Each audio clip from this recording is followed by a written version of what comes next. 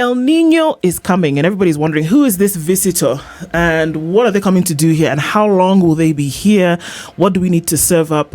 We know that there's certain phenomenons happening with the weather, and we're getting into that conversation this hour. Our guest to help us through with that conversation is already seated in the hot seat this morning.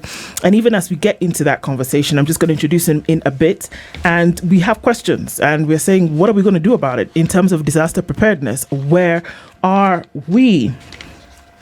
Venant Ndighila is our guest this morning, and he is the Emergency Preparedness and Response Manager for the Kenya Red Cross, and we'll be talking matters El Nino this morning. Venant, good morning. Good morning, and thank you for having me. Thank you for being here today, and a hot conversation today about a hot phenomenon that's about to come to Kenya's shores, literally.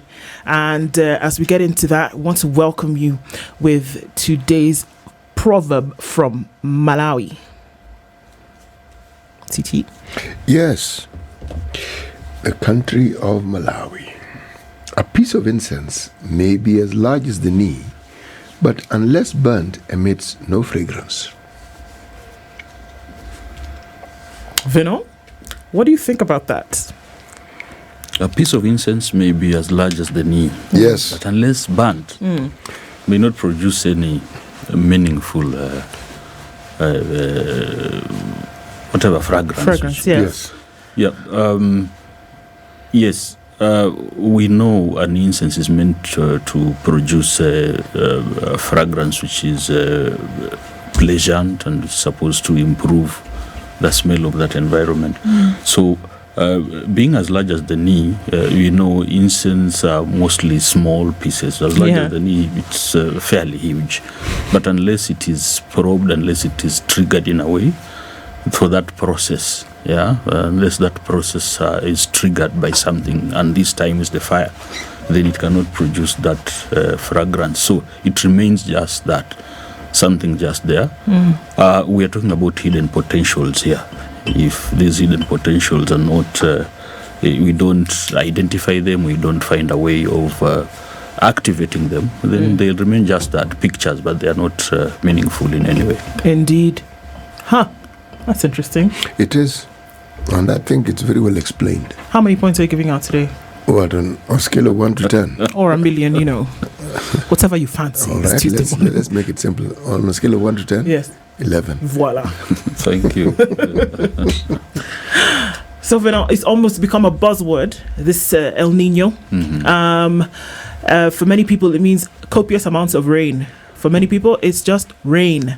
And El Nino was, in terms of a phenomenon, in this part of the world a couple of years ago. Yeah. And we felt the effects of it, moves. And before we even go into how Kenya's preparing for it, please explain to us, who is this guy, El Nino? We hear he has a sister called La Nina and all sorts of things. But please tell us, what exactly is this before we go to preparedness of a potential disaster that's looming? Yeah, thank you. El Nino, without going into the scientific processes of it, it's basically something we do to do with the sea surface temperatures, which again they are the trigger of the way moisture behaves in the air until it converts into rain. So when it's cold, we are told over the land, then we get low rain, and that's when we get the La Nina. So, and the water mass here is the Indian Ocean. So when it's warm, then we get to have more moisture over land, and then we get more rain. So in simple terms, that's how it is. That's the simple process, and this time we are likely to face increased sea surface temperatures over the Indian Ocean, translating into a lot of rain over the land, mostly East Africa here.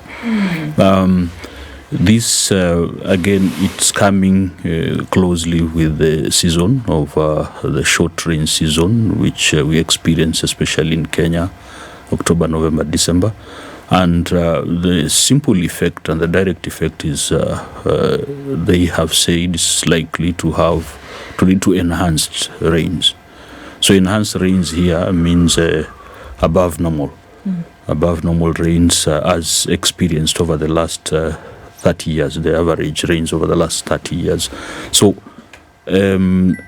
therefore, the enhanced rains, it means we expect more than normal rains, and therefore likelihood of a lot of effects beyond what we get with the normal rains. And these effects may in some areas become destructive, but one thing we are for sure, they are likely going to be disruptive.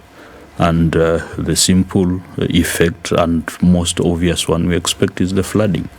It can come in different intensities, different levels, according to the different areas of the country. But we expect that because when we have enhanced rains, then we have enhanced water surface flow, and therefore the floodings. When we say more rain, what are we talking about? Are we talking about rain over time for longer? Are we talking about intensity of the water that's actually falling from the sky? What are we talking about? Yes, it can be either, but for this forecast, according to the forecast which was released sometimes on 30th last month, it is indicating both enhanced rains, both in time and space. And in space here means the geography, of course, more areas are going to experience rains, and in time we expect longer rains. But within this time again, the intensity in terms of the amounts of rain, which again they measure in millimeters, it's likely to be higher. You know, whenever one hears of rains were supposed to be a source of joy and happiness. Sure. Because it was the forerunner to bounty. But the discussions around El Nino are the complete opposite. It's fear, dread, anticipation of something that is destructive. Which then brings in the discussion of mitigation. Since you know it is going to happen, let's talk about case studies of countries who have successfully mitigated against El Nino. The question is, do they actually exist? Are there places where they've mitigated successfully against El Nino? Yeah, yes, they might be, but might be. As a case study, as the way you are saying, again, it's very unfortunate because what is supposed to bring life is expected to bring life. And I usually say it's very unfortunate, especially in our countries, because the floods issues has become too cyclic in a way that we know the seasons. Year in, year out. However, the intensity of the effects of the floods, but it's like we just sit and wait. Now, for the El Nino here, it is we expect more effects. We have had experience, not very long time ago, fairly recently. The worst, of course, was 97 and 98. But in 2015 too, we had some level. But unfortunately, we may not be doing enough. Yeah, even beside getting the forecast, we may not be doing enough to be able to mitigate, as you have just said, and because mitigation here is wide, and it goes beyond the time the forecast is issued, if you try to go backwards, because it links very much to maybe development and other long-term programs we may have, which ensure that the infrastructure and the simple way of life of the people is very much ready to mitigate the effects, which again, that's why maybe we may lack very specific case study, which especially in this side of Africa, which can serve as an example, of a country which has mitigated effectively. Okay. Yeah. Let's look at Kenya specifically. We already know from the forecast. The meteorological department has told us. We've had world global bodies also telling us what is going to happen in a couple of weeks. We can feel it, actually. You can feel the moisture in the air. You can feel it just coming off of a warmer position over the last couple of weeks. If that's anything to go by, we know it is coming, right? Yes. So even if there are no case studies about how things have been done effectively, from a disaster preparedness point of view, what are some things that need to be done? Because it's a force of nature, number one. There's very little you can do to control it or stop it from coming, right? But what are some things that can be done to be prepared to meet the force that it will come with?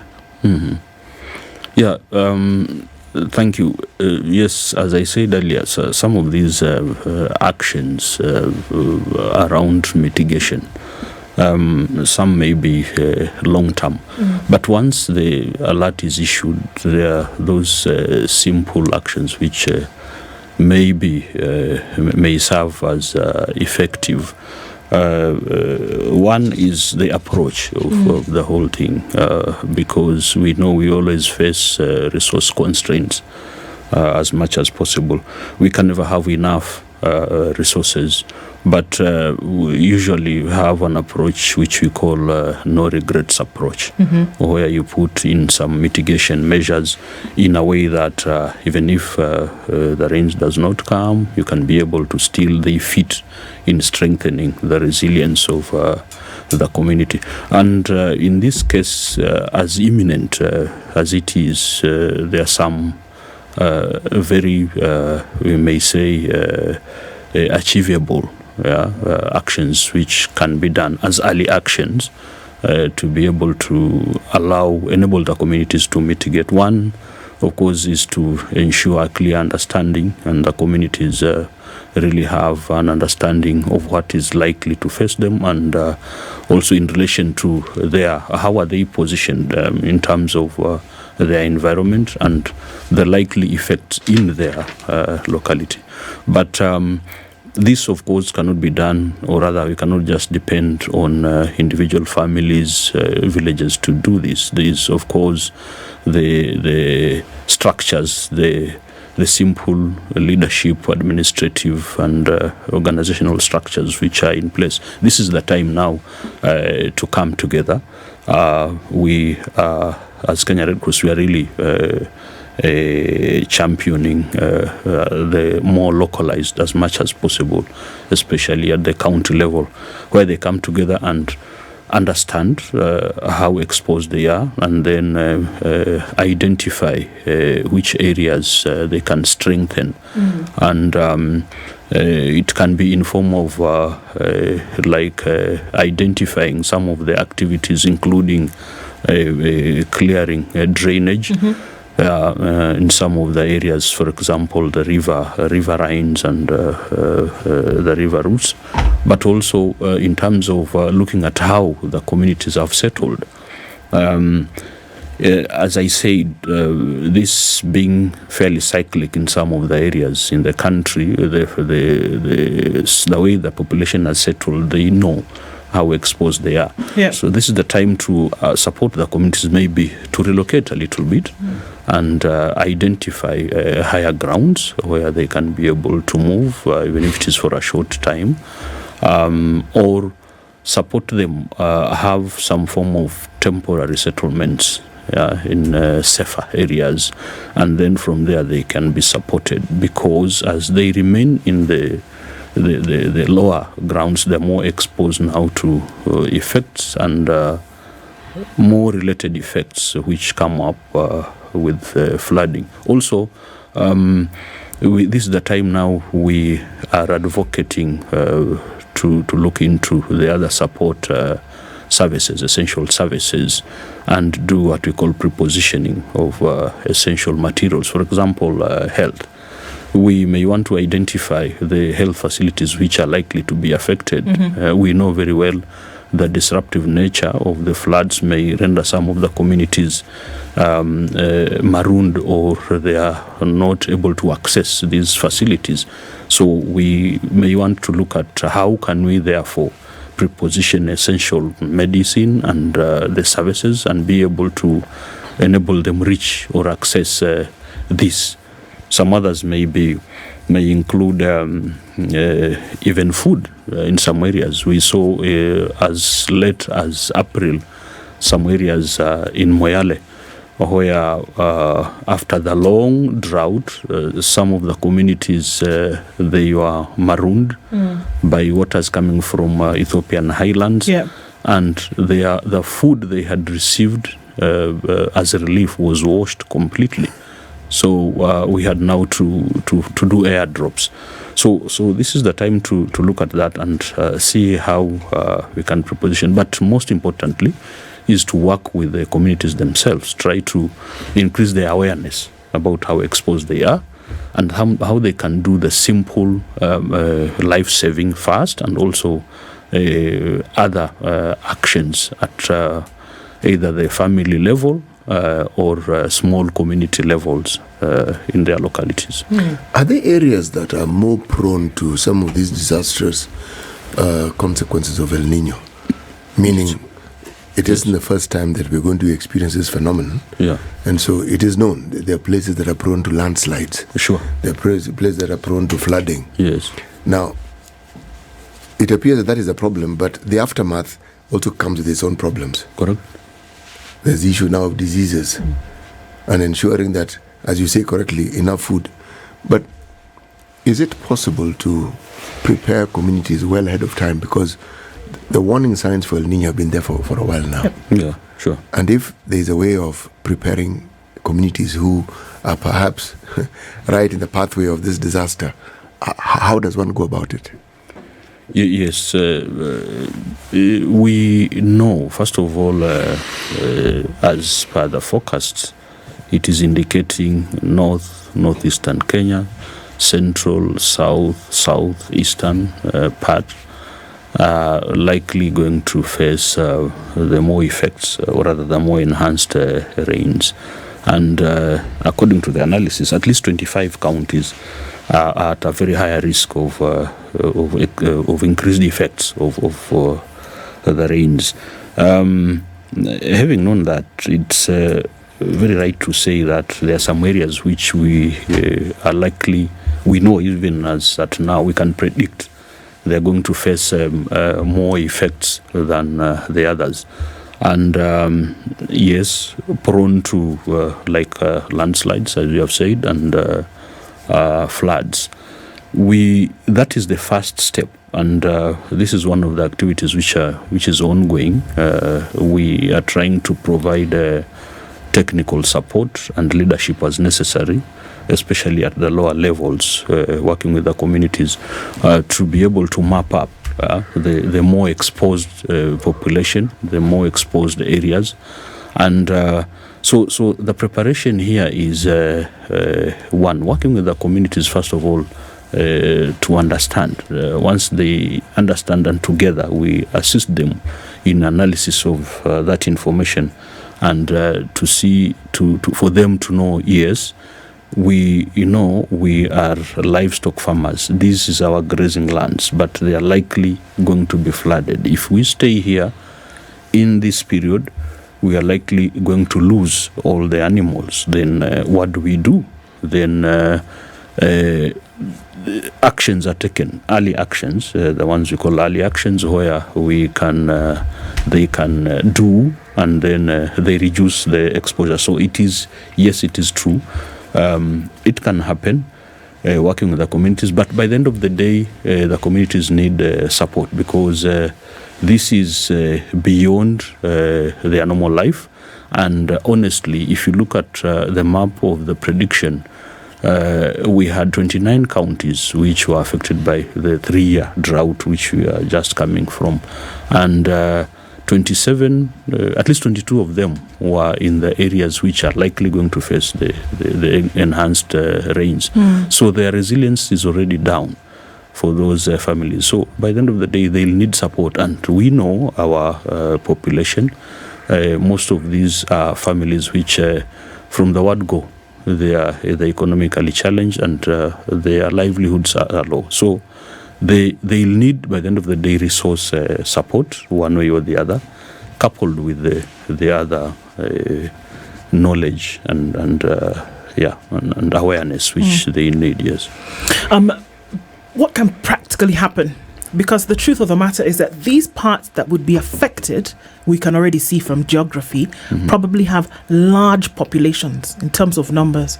There's a space issue, there is a resource issue in terms of, then getting resources to them while they have to be away from where they call home for a period of time. No. Is it practical?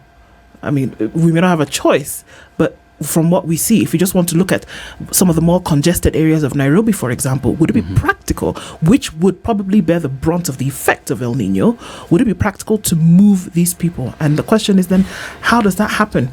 Looking at Kenya Red Cross and the work that you've done in Kenya and other parts of the world, what would make most sense? To move hundreds of thousands of people to a temporary setup for a particular period of time, or say, well, let's just cross our fingers and knock on wood that the rain will not wash away our homes? Yeah. Thank you. When we get these alerts, as we have recently seen, we go into part of the preparedness, and part of the preparedness is some of those actions, and there are various sectors which guide the actions which are taken. For example, as I talked about health, there are those specific activities and actions which need to be taken. There's two things here: the practicality and also what is needed to be done, or rather the best way of approaching this. When we talk about population living in the flood zone, for example, those living in the river basins, which is almost automatic that the area is going to be flooded, then the most basic and the realistic action is to relocate. And we have worked with communities in Tana River, and over time they have been able to identify temporary areas, higher ground, and with little support, we have managed to move thousands of families, and it reaches a time where it's even now, the initiative starts from them. Because they know they stay down there because that is where their farms are. But when the floods come, they know they can go temporarily. Sometimes even it is renting. What we are doing as Red Cross National Society, we are prepositioning some of the emergency shelter items. Okay. Which are kits to be able to support a family, a small family, to be able to live temporarily with some dignity as they wait now to go back. So yes, it is very practical. It can be done, and again, as we are saying, we are organizing at a locality level where we preposition, and when the time comes, when the final alerts are issued, this what has come up is now like an early warning, but there are those alerts when the rains start. Then we work with the communities to move. So it is practical. It can be done, but it is best done looking at the risk of exposure. The higher the families are exposed, then these are the numbers which need to be moved. Okay. I like what was being suggested, and it is the right thing to do, that you move to higher grounds.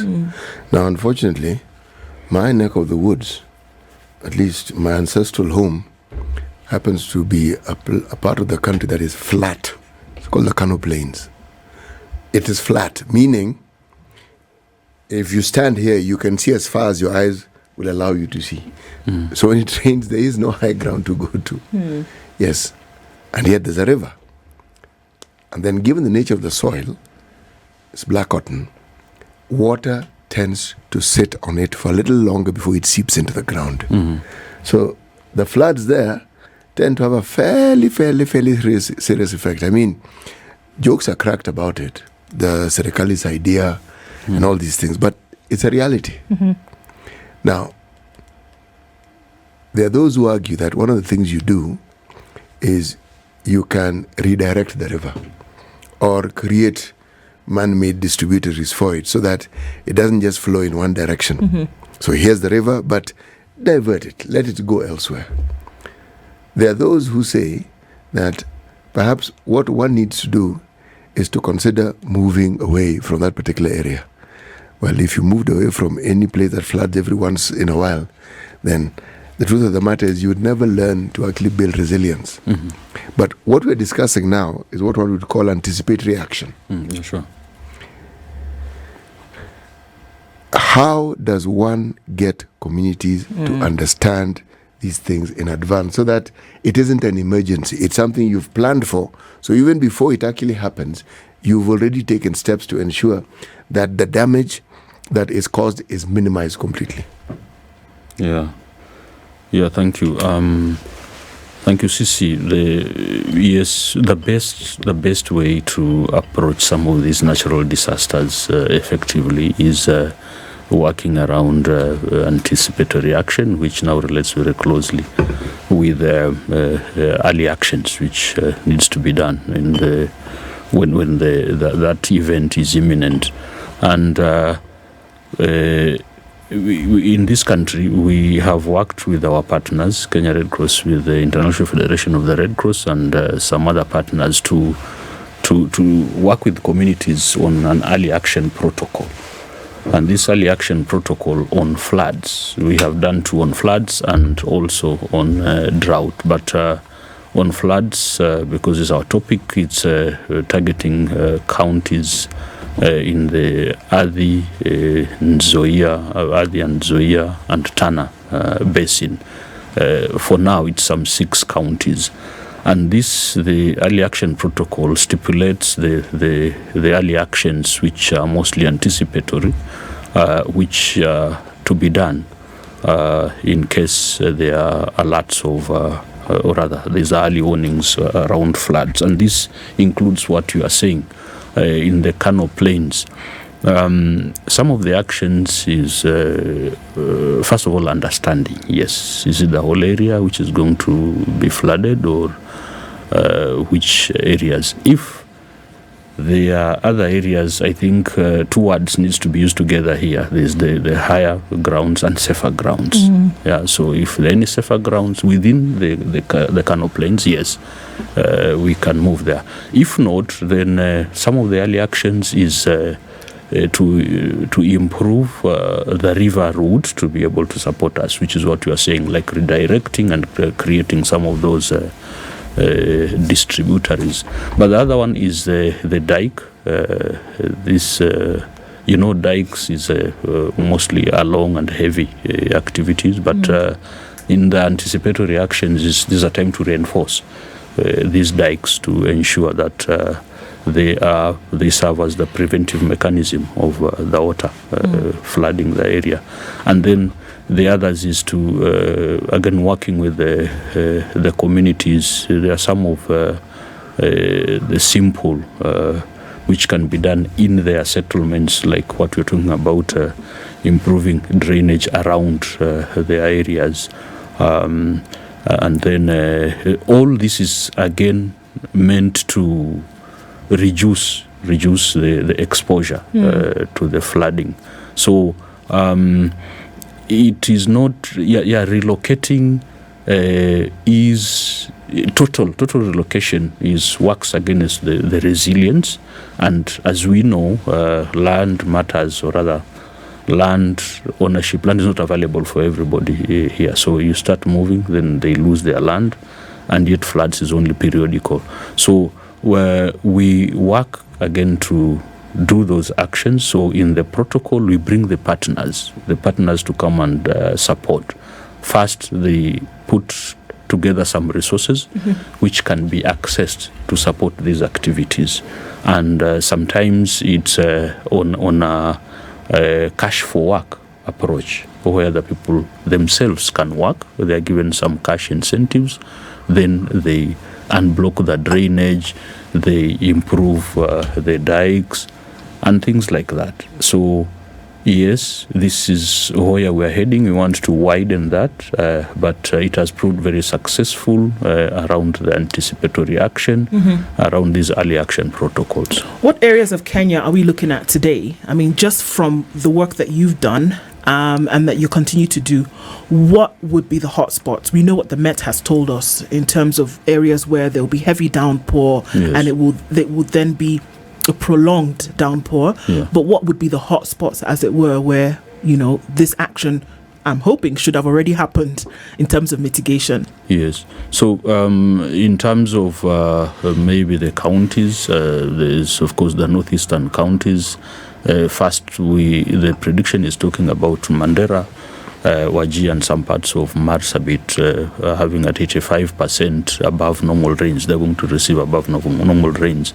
Ordinarily, we know, like Mandera West, even without local rains, there rains in southern Ethiopian highlands, they cause flash floods, very serious flash floods.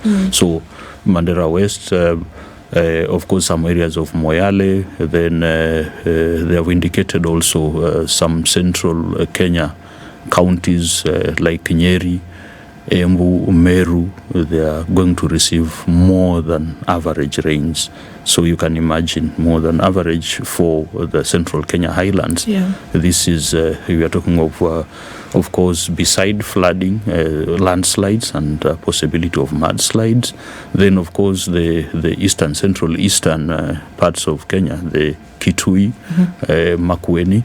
We know how devastating usually it is when they get more than enough rains. Most of the seasonal rivers become rivers, and because people are not normally used to a lot of water, then the devastating effects. Then you go further south.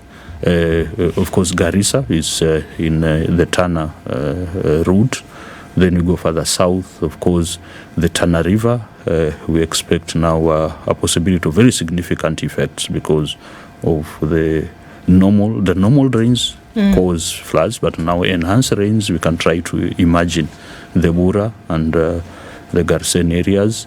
And then going west, the West Kenya counties, we have the 5 counties: Busia, Homa Bay, Siaya, Kisumu, Migori, and these are also.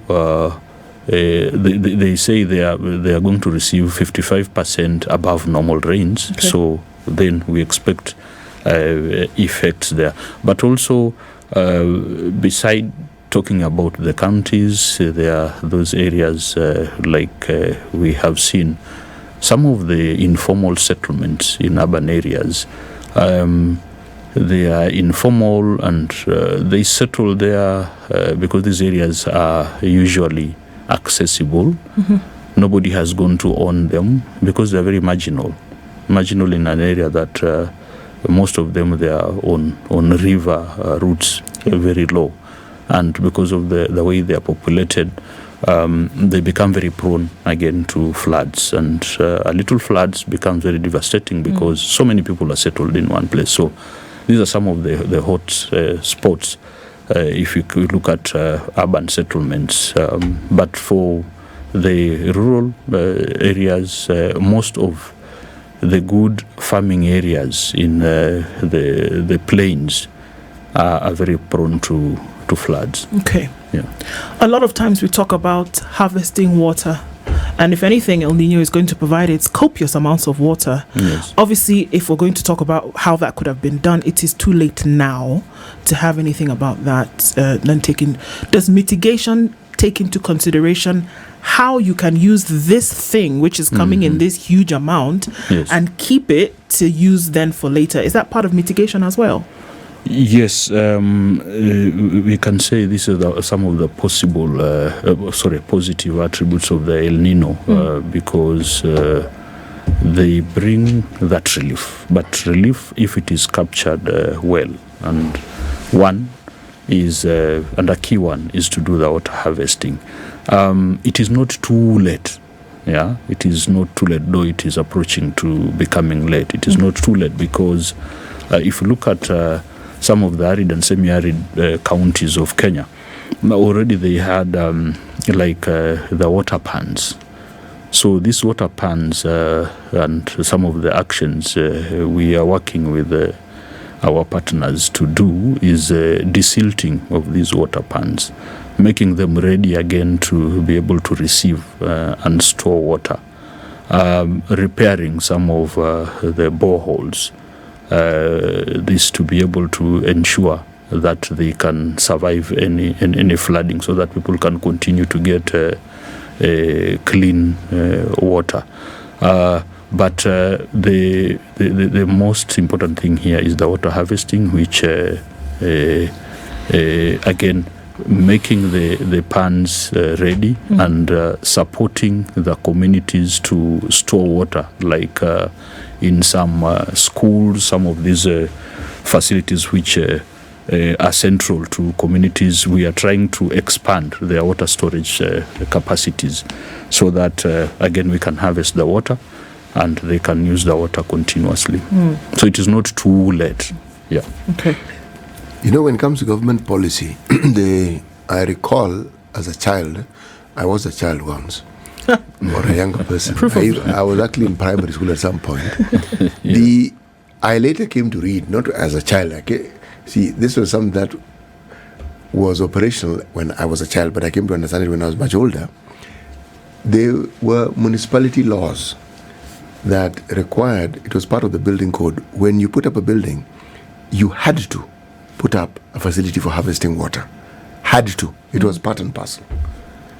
So if you look at some of the older houses in those days, now, this is the previous century. Of course. You're talking about 19, not 20, 19, 60, 70, 80. So all of them had gutters, and there was a container, some sort of tank where you could have water. Now, it was a requirement. Some along the line, I think this requirement got lost. Because I look at many places that we now live in.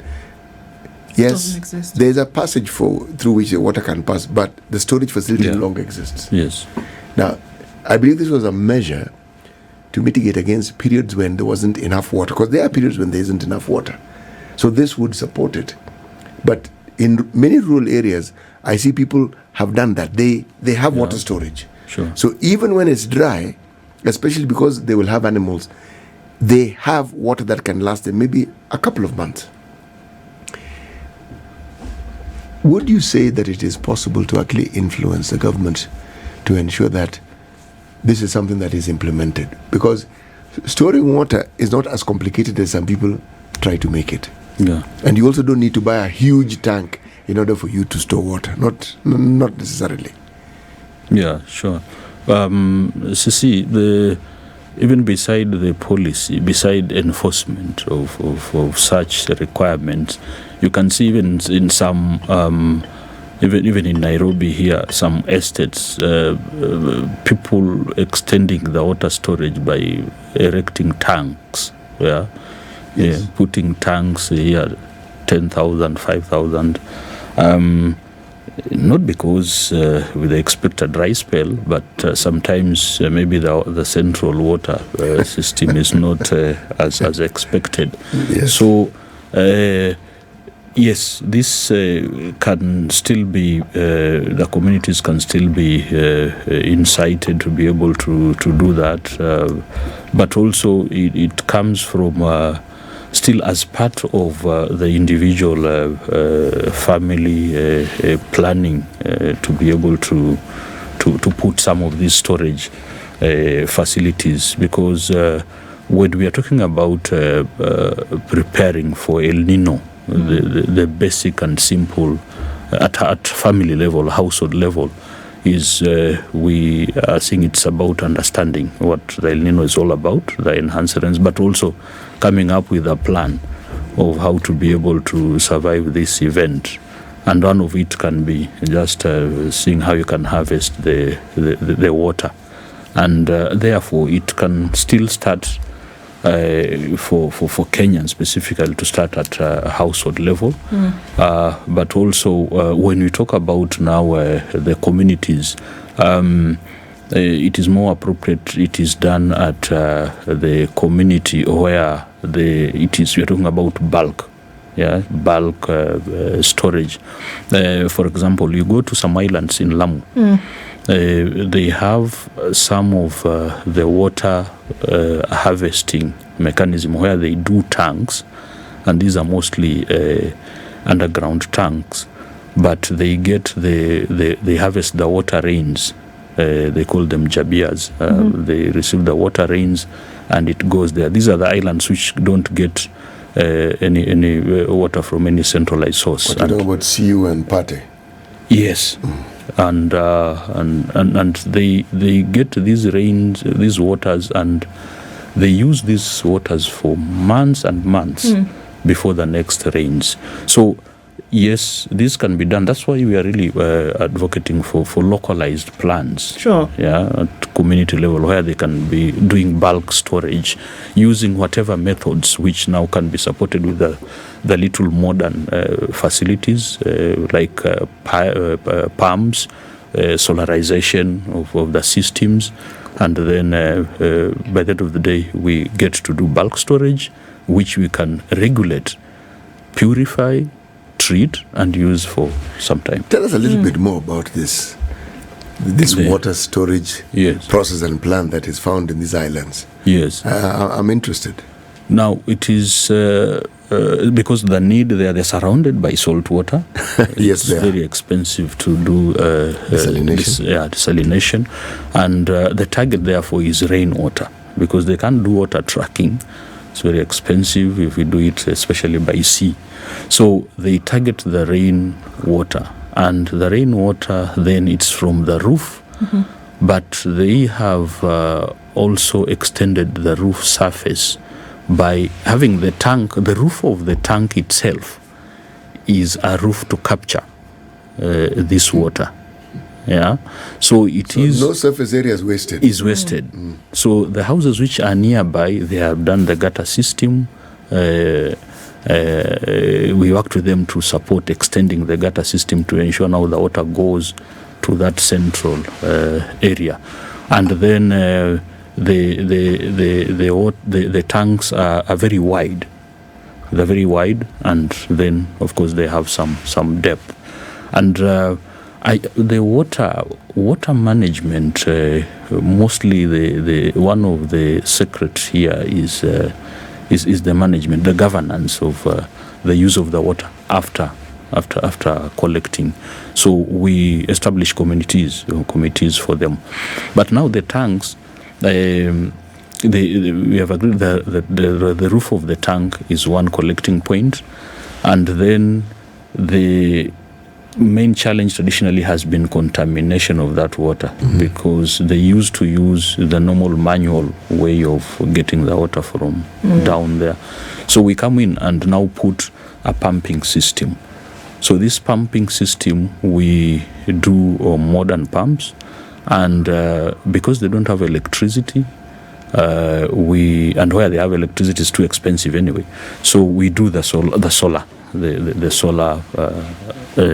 power source, and then we train them how to operate, how to identify and manage these pumps, and then maybe they pay as little as 5 shillings per 20-liter jerrycan to maintain.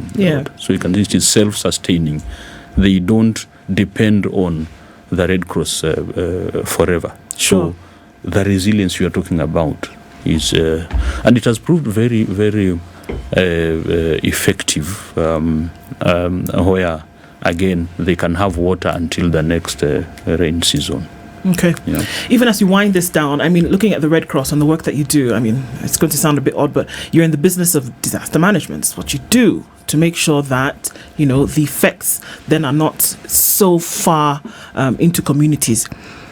Looking at help or support that you would get from governments, whether they be county government or the national government, to make sure that the effects of El Nino, which is clear and present, it is coming, is there satisfaction that enough has been done across the country to make sure that at least, we can create those hits, or rather we can have those hits and there's a buffer for those hits? And number two, with it, has all that can be done been done? Mm-hmm. Yeah, thank you. One, of course, it is very clear that El Nino is here, and it is a likelihood of devastating effects. And one message we have observed is that at least everybody, or rather the concerned, have been able to understand, and they have realized, yes, there's need to do something. It is very encouraging because we are now getting support in terms of coordinating, because as Kenya Red Cross, we establish and offer platforms for coordination for this disaster management, especially at preparedness stage. Right. And ultimately response. So it's very encouraging. We have seen the county authorities coming up and say, hey, guys, can you come to the table and let's start identifying what we need to do. To get it done. Yes, we have not done enough yet. What needs to be done has not been done yet.